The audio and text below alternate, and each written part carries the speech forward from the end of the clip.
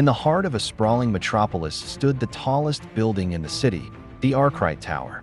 Its shining glass walls, sleek architecture, and private helipad atop it belonged to one man, Cornelius Arkwright, the wealthiest entrepreneur the world had ever known. Cornelius wasn't born into wealth. He rose from the grimy streets of a forgotten industrial town, raised by a single mother who worked 3 jobs to feed him. Driven by ambition and a sharp mind, Cornelius built his empire from a revolutionary piece of software that transformed global logistics. That invention led to a string of companies: shipping, energy, tech, and even space exploration. By age 45, he was a billionaire. By 60, he was richer than nations. But with great wealth came solitude that he never married. The only woman he had truly loved left him when he chose boardrooms over breakfasts and negotiations over nights at home. He had no siblings, no children, no extended family. Over time, even his closest advisors were dismissed. Cornelius trusted no one but himself. At 83, Cornelius Arkwright was still CEO, still powerful, still alone. His home was a fortress, a massive estate at the edge of the mountains, filled with rare art, exotic cars, and technologies the public hadn't even heard of yet.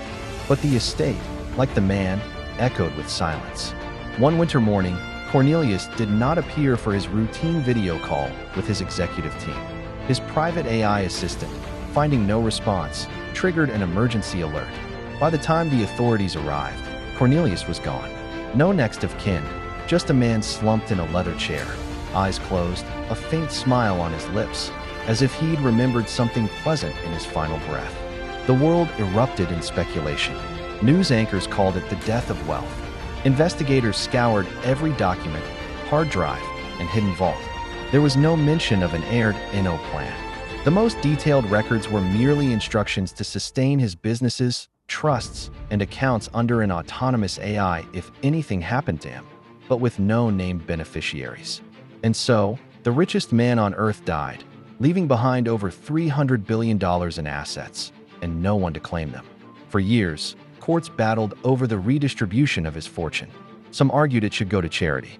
Others tried to prove distant lineage. But Cornelius had outlived every trace of blood and connection. Eventually, by order of the International Court, his estate was divided into funds for education, global health, and environmental restoration. And still, the Arkwright Tower stood, untouched at its summit, his office preserved exactly as he had left it. A monument to ambition, genius, and isolation. Visitors would often gaze up at the tower and ask, "How can a man have everything and still leave with nothing?"